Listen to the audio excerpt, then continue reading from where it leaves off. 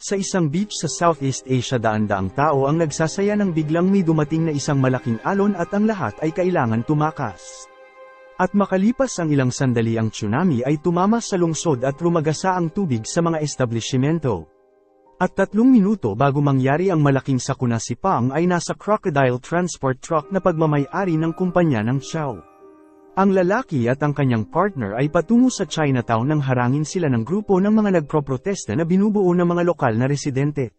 Sinisisi ng mga aktivista ang Chow Industries sa pagkaputol ng supply ng tubig at kuryente sa kanilang lugar, at isa sa kanila ay si Xiaohu na anak ni Pang kasama ang kanyang mga kaibigan. At dahil sa galit, sinubukan ng lalaki na kunin ang batang babae pabalik sa kanilang bahay, ngunit tumanggi si Xiaohu na sumama at sinabing dahil 18 taon na ito, maaari na siyang gumawa ng kanyang sariling desisyon. At pagkatapos 1 linggo lang nangyari at napansin ng grupo ang paparating na tsunami, sinubukan ng lahat na tumakbo, ngunit mabilis silang inabutan ng tubig. At lumipas ang ilang minuto, ang ilan sa mga nakaligtas ay naghahanap ng paraan upang makalabas sa mataas na tubig, at hinahanap ni Pang ang kanyang anak nang ibinunyag ng truck driver na ang buwaya na kanilang dala ay nakawala sa hawla nito.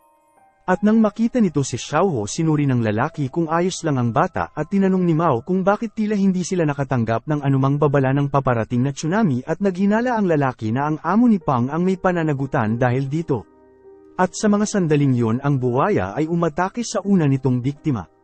At nang makita na nilamon ng babae, inutusan ni Pang ang lahat na huwag gagalaw upang hindi sila mapansin ng nilalang.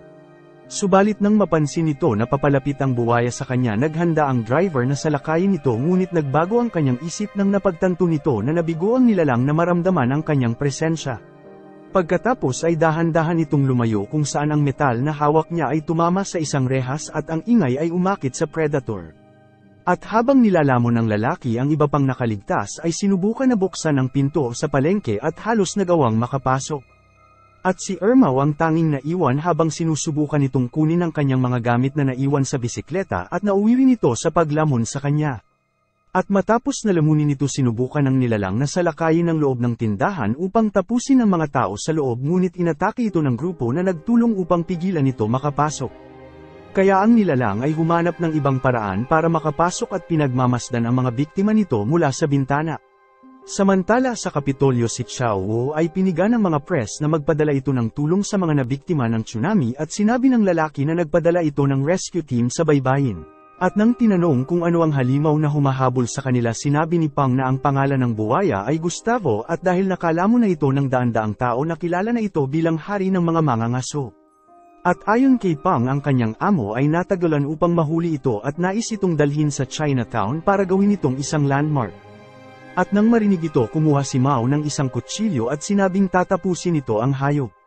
Gayunpaman, pinigilan ito ni Pang na umalis dahil maglalagay din ito sa buhay ng iba sa panganib, at kung ang buwaya ay makakapasok ang lahat sa loob ay lalamunin ito. At sa kabila nito, determinado pa rin ang lalaki na sundan ang kanyang plano, at binantaan si Pang na hayaan siya, at sa mga puntong ito lumapit si Xiaohu upang subukan na pigilan ang kaibigan, at nataman nito sa kanyang mukha. At dahil nagalit na nasaktan ang kanyang anak, inatake ni Pang ang lalaki at tinulungan ang kanyang anak.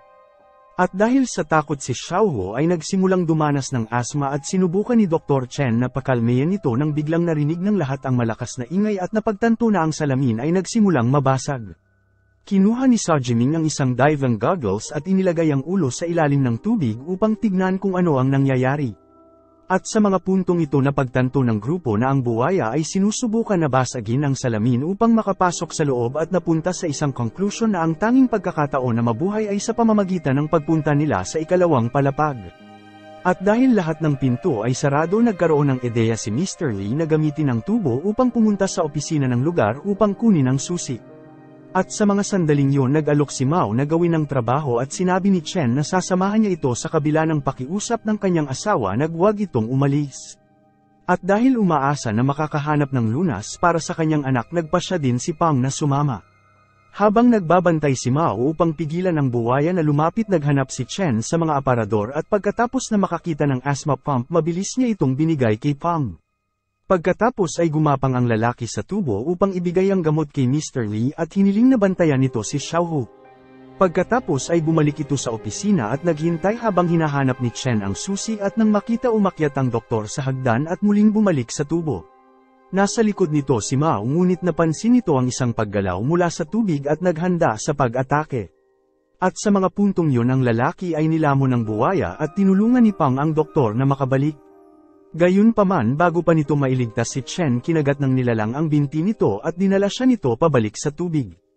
At dahil natakot kinaladkad ni Pang ang kanyang sarili pabalik sa bodega habang sinusubukan na iwasan ang pag-atake ng nilalang. At nang makabalik ito sa grupo kailangan niyang ibalita ang nakakakilabot na balita na nabigo ang mga kasama nito na makaligtas at si Mrs. Chen ay nabalisa nang malaman nitong wala na ang kanyang asawa. At sa kabila na alam nitong daan-daang tao ang nangangailangan ng tulong si Chowo ay nanananghalian ng tahimik sa kanyang mansyon. At doon dumating ang kanyang sekretarya na may dalang balita na ang buwaya na kanyang nahuli na patungo sa Chinatown ay nakawala at nilalamon ang lahat nang makita nito. At sa halip na mag-alala ang lalaki ay natutuwa pa sa balita nang matuklasan niya na ang lahat ng mga sumasalungat sa kanyang demonstrasyon ay naging biktima. At pagkatapos sinabi ng babae na ang kanyang amo ay nakatanggap ng isang mahalagang tawag at inabot ang telepono upang makausap nito ang isang kasosyo sa negosyo. At nang marinig nito ang boses ng negosyante sinabi ng Amerikano na ipinagmamalaki nito ang paraan ni Chowo sa pagharap sa kanyang mga kalaban dahil ginamit nito ang isang sakuna upang tapusin sila. At lumipas ang ilang oras at kumbinsado si Pang na ang kanyang boss ay magpapadala ng isang team upang iligtas sila. At nang makita nito ang ilang lalaki na papalapit sa lugar ang lahat ay nagsimulang kumatok sa salamin upang humingi ng tulong ngunit ang mga lalaki ay mas interesado sa pagnanakaw sa lugar kaysa iligtas ang mga tao. Gayunpaman nang ang isa sa mga rescue team ay lumapit sa tindahan inatake ito ng nilalang at ang isa sa kanila ay tumakbo pabalik sa bangka ngunit nilamon din ito. Si Shia ay ang tanging nakaligtas at sinubukan na magsagwan palayo gayunpaman inatake ng buwaya ang kanyang bangka at nagawang mabasag ang salamin ng tindahan at nagbigay ng daan sa kanya upang makapasok. Pagkatapos ay sinira ng buwaya ang bangka at nahulog si Shia sa tubig at dahil sa kawalan ng pag-asa ang lahat ay umalis sa lugar at sa halip na sundan ng grupo nagpasya si Mrs. Chen na manatili at isinara ang pinto sa pagtatangkang ikulong ang nilalang sa loob kasama siya. At sa paraan na ito magagawa ng babae na bumili ng oras para sa kanyang mga kasama na makatakas. At sa labas habang sinusubukan nilang iligtas ito narinig ng grupo ang babae na nilalamon at nakita ang kanyang dugo na tumatagas sa mga pinto. At sa mga oras na nawawalan na ng pag-asa ang lahat na makaligtas sa sakuna narinig ni Pang ang isang chopper na papalapit at umakyat sila sa isang bubong ng gusali upang humingi ng tulong. At mabilis sila nakita ng co-pilot na nagnanais na simulan ng pagligtas sa kanila gayunpaman ang piloto ay nakatanggap ng utos mula kay Mr. Chowo na bumalik kaagad at nagpas siyang sumunod dito. At dahil sa galit sa pag-uugali ng kanyang kasama nagpasya ang co-pilot na mag-record ng video ng mga nakaligtas na humihingi ng tulong at planong dalhin ang footage sa mga media.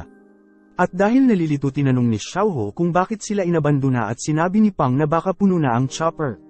Gayunpaman ang team ay malapit nang bumalik upang iligtas sila ngunit dahil umuulan ng malakas ang grupo ay kailangan maghanap ng masisilungan at pumunta sa ikalawang palapag ng isang bahay upang magpalipas ng gabi. Nang biglang pumasok si Shia sa silid at ipinaalam sa kanila na tumataas ang level ng tubig na siyang magpapabilis sa pagdating ng buwaya.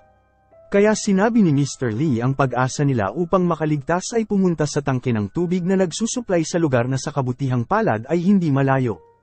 At matapos na etali ang isang bato sa dulo ng tali sinubukan ni Shia na ihagis ito sa tangke ng tubig ngunit hindi ito nagtagumpay. At pagkatapos nagpa siya si Jiming na subukan ang kanyang kapalaran at mabilis na tinamaan ang kanilang target. Mabilis na itinali ni Shia ang kabilang dulo ng tali sa isang metal na tubo at si Pang ang unang tatawid at binuhat ang kanyang katawan sa tali hanggang sa marating nito ang kabilang panig. At sa kalagitnaan nawala ng lalaki ang kanyang sapatos at muntik nang mahulog sa tubig ngunit nagawang kumapit muli at ligtas na narating ang tore. At pagkatapos ay si Xiaowu ang susunod at napansin ng dalaga na mahirap gumapang sa lubad habang umuulan lalo na't napagtanto nito na ang buwaya ay nasa ilalim niya. At nang mapansin nito na ang tubig ay tumataas ng napakabilis na wala ng pag-asa si Shia at matapos na itulak nito si Mr. Lee humawak ito sa lubad para tumawid kahit pa alam nitong nasa gitna pa lamang si Xiaowu. At dahil dito mabilis tinulungan ni Jiming ang kanyang ama at hinawakan ng matanda ang tali upang pigilan ito na maputol. At sa kabilang panig hawak ni Pang ang kabilang dulo at galit na makitang sinusubukan ng lalaki ihulog ang babae upang makatawid ito. At dahil sa bigat ng dalawang katawan nauwi ang tali sa pagkales nito at nahulog si Shia sa tubig. Malapit na rin mahulog si Xiaowu ngunit nagawa ni Mr. Lee kasama ang kanyang anak na kunin ang tali at buhatin ang babae. At sa mga puntong yun si Xia ay nagpupumiglas at sumisigaw ng tulong at nagawang maakit ang nilalang sa kaparehong oras. Ngunit hindi nagtagal bago inatake ang lalaki at ang kanyang katawan ay pinaghiwa-hiwalay ng nilalang. At nagawa ni Xiaowu na manatiling nakasabit at sa tulong ng kanyang ama ay nagawa nitong marating ang tore. Habang ang isa pang tsunami ang paparating mayroon lamang silang oras para makatawid ang isang tao kaya kinumbinsi ni Mr. Lee ang kanyang anak na maunang tumawid at nangakong hahanapin agad siya nito. At sa kabila ng paghihirap nito sa pagpapaalam nagpa siya si Jiming na sundin ang kanyang ama at umakyat sa tali upang maabot ang kabilang panig. Samantala ginamit ni Mr. Lee ang lahat ng kanyang lakas upang hilahin ang dulo ng tali at pigilan ang kanyang anak na mahulog sa tubig. At ngayon ang matanda na lamang ang natitira at iginiit ng grupo na subukan nitong iligtas ang sarili ngunit alam ni Lee na wala na silang oras at bago tangayin ng tsunami hiniling nito kay Pang na protektahan ang kanyang anak. At habang ang footage ng mga nakaligtas ay naglalabasan ang senador ay dinungog ng mga media upang gumawa ng aksyon at si Xiaowu ay inakusahan ng media na mastermind sa nangyaring pagkamatay ng mga residente. At nang malaman na lulubog ito kasama ng negosyante nagpadala ang senador ng bagong rescue team upang iligtas ang grupo. At dahil dito lumapit ang babae at ibinunyag na dahil sa mga sabi-sabi ang presyo ng stock ng kumpanya ni Xiaowu ay bumaba. Kaya inutusan ng negosyante ang kanyang sekretarya na hanapin ang lalaking lumabas sa video para maging saksi ito sa bagong kwentong balak nitong gawin upang linisin ang kanyang pangalan. Ang tatlo ay nakaupo sa tore sa loob ng ilang oras at naghihintay na iligtas sila at si Xiaowu ay nagsimulang maniwala na hindi na sila makakaligtas. At sa kabila ng hindi kanais-nais na sitwasyon ng kanyang ama ay nanatiling naniniwala na sa lalong madaling panahon sila ay maliligtas at nangako na siya ay mabubuhay pa ng maraming taon upang makita nito ang kanyang anak sa kolehiyo at magpakasal at magkaroon ng mga anak. At pagkatapos ng ilang minuto habang sinusubukan ni Pang na aliwin ang batang babae isa pang chopper ang dumating at sa pagkakataon na ito ang piloto ay naghagis ng ladder upang ang tatlo ay makaakyat. Gayunpaman sa mga oras na marating nila ang sasakyan lumitaw ang buwaya at kinuha ang tali at mabilis na lamusong ang nilalang at nila ang ladder sa ilalim ng tubig. At sa mga sandaling yon ang chopper ay nag-destabilize at nagsimulang mawala ng balanse at pagkatapos ang tatlo ay nadulas at nahulog sa tubig. At habang nasa ilalim nakita nila ang chopper na sumabog at nawala ng malay si Pang. At nang magising ito ang lalaki ay nasa loob ng isang ambulansya sa tabi ng kanyang boss at tinanong kung nasaan si Xiaowu. At sa mga sandaling yun sinabi ni Mr. Xiaowu na makikita ni Pang ang kanyang anak ngunit kailangan muna nito gawin ang isang pabor. Pagkatapos ay sinabi ng negosyante na ang kanyang empleyado ay kailangan managot sa pagputol ng signal at pagpapaantala ng babala ng tsunami sa mga residente ng lugar ng Chinatown. At bukod pa dito kailangan din managot ni Pang sa pagpapakawala ng buwaya na nagdulot ng maraming pinsala sa panahon ng baha. At dahil nalilito pa rin sa mga narinig nito hindi tinanggap ng lalaki ang kasunduan ngunit sinabi ni Xiaowu na ito lamang ang paraan upang makita muli nito ang kanyang anak. At nangako ito kapag pumayag ang lalaki makakatanggap din si Pang ng malaking halaga ng pera na kayang bayaran ang kanyang mga gastusin sa natitirang bahagi ng kanyang buhay. At pagdating nila sa lungsod ang negosyante ay tinanggap bilang isang bayani at dinungog ng mga tao na humahanga sa kanya sa pagligtas nito sa mga tao na nakaligtas sa tsunami.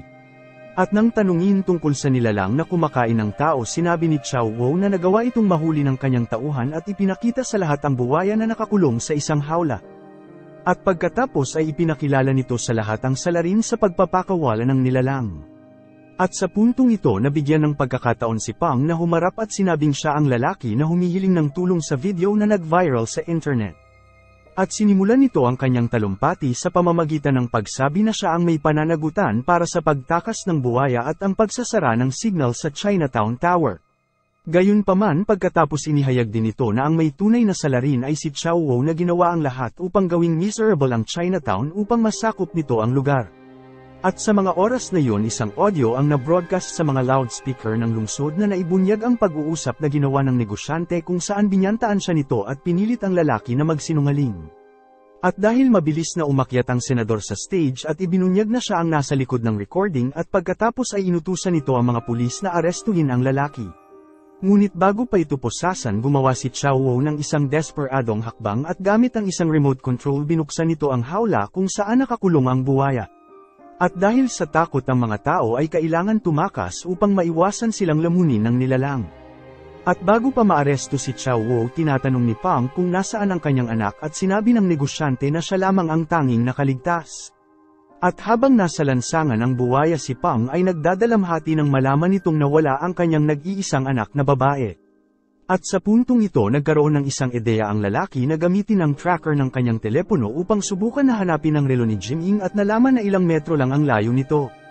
At nang magising ito si Xiao Wu ay walang ideya kung nasaan ito at halos hindi makatayo upang tignan kung buhay pa si Jiming. At sa kabila ng mga sugat nito sa kanyang tiyan, humihinga pa rin ang lalaki kaya nagsimula itong sumigaw upang humingi ng tulong nang marinig nito ang boses na nagmumula sa itaas.